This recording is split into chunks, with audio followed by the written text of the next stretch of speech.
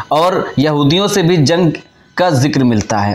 दोस्तों, क़यामत की निशानियों में जो सबसे अहम अहादीस मुबारका हैं, नाज़रीन किराम, उस भाई का सलाम कबूल फरमाएं जो मुस्लिमीन की मुसीबत पर और तबाही पर मुस्तरिब और गमज़दा है। जैसे ही मैंने ये गैर मुतवक्का और मनहूस खबर सुनी, पहले तो मेरे होश ही उड़ गए, मगर फिर मुझे हुजूर सल्लल्लाहु ताला अलैहि वसल्लम की वो पेशन गोइयाँ अज़बर होने लगीं जो आप सल्लल्लाहु ताला अलैहि वसल्लम ने क़यामत की निशानियों के बाबत इरशाद फरमाई थी, जिनका ताल्लुक़ इन इलाक़ों से भी है जहाँ ज़लज़ले आ रहे हैं। तो आइए आपको बुखारी शरीफ की हदीस नंबर 1036 की सैर कराते हैं, इस मफ़हूम के साथ कि फरमाया नबी करीम सल्लल्लाहु ताला अलैहि वसल्लम ने, क़यामत उस वक्त तक कायम न होगी जब तक इल्म दीन न उठ जाए, ज़लज़लों की कसरत न हो जाए, ज़माना जल्दी जल्दी न गुज़रे, फितने फसाद और कत्ल और तुम्हारे दरमियान मालो दौलत की कसरत न हो जाए। और हदीस नंबर 14-12 पर है कि मालो दौलत की इस कदर कसरत होगी कि उसकी ज़कात कबूल करने वाले नहीं मिलेंगे।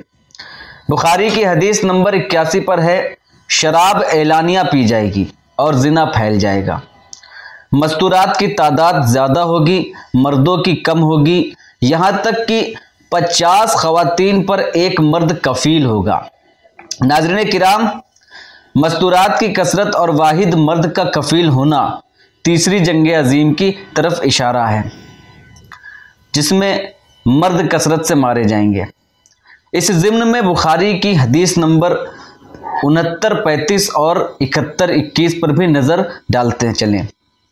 फरमाया रसूल सल्लल्लाहु अलैहि वसल्लम ने, क़यामत उस वक्त तक कायम न होगी जब तक दो अजीम जमातें जंग न करेंगी। उन दोनों जमातों के दरमियान बड़ी खूनरेज़ी होगी, हालांकि दोनों का दावा एक ही होगा।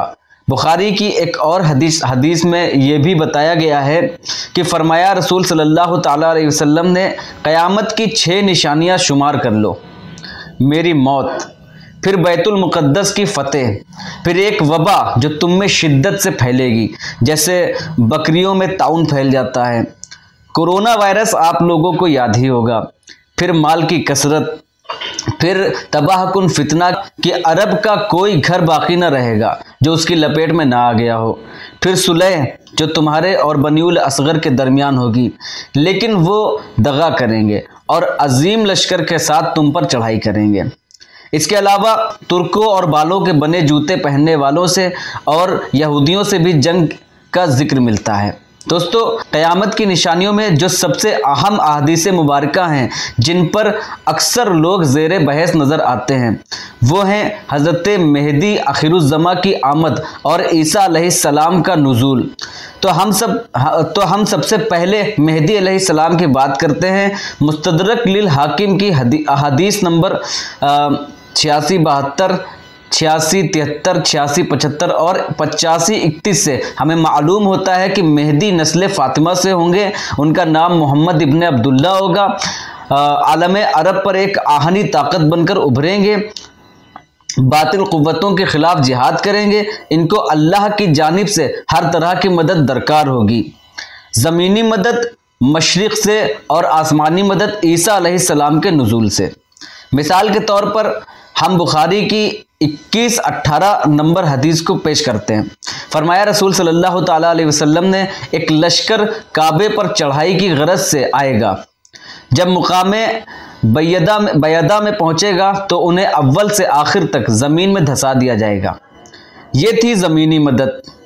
अब अगर आसमानी इमदाद की बात करें तो बुखारी शरीफ की अहादीस नंबर 24-76, 34-48 और मुस्लिम शरीफ की अहादीस नंबर 390, 391, 392 वगैरह का खुलासा ये है कि हज़रत ईसा अलैहिस्सलाम का नुज़ूल एक आदिल हुक्मरान की हैसियत से होगा, जो सलीब को तोड़ देंगे, खिंजीरों को कत्ल करेंगे, जजिया कबूल नहीं करेंगे, दज्जाल पर गलबा पा लेंगे, उनकी सांसों से वो पिघल जाएगा, फिर वही मुसलमानों के कायद होंगे। ये थी आसमानी मदद।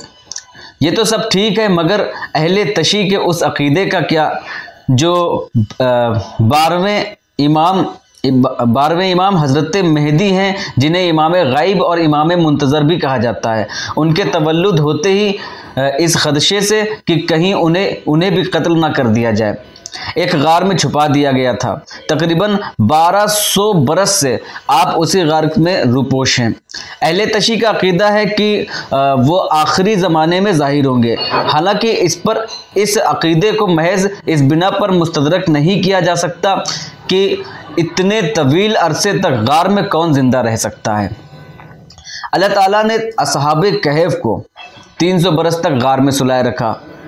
आँख खुली, महसूस हुआ एक रात या कुछ उसका हिस्सा सोए हैं। हज़रत उज़ैर अलैहिस्सलाम 100 बरस तक मौत की आगोश में रहे, उठे तो एक दिन महसूस हुआ। हज़रत अहमद बदियुद्दीन कुतुबुल मदार रज़ियल्लाहु ताला अन्हु ने 596 बरस की उम्र पाई और 556 बरस सौमे विसाली में रहे।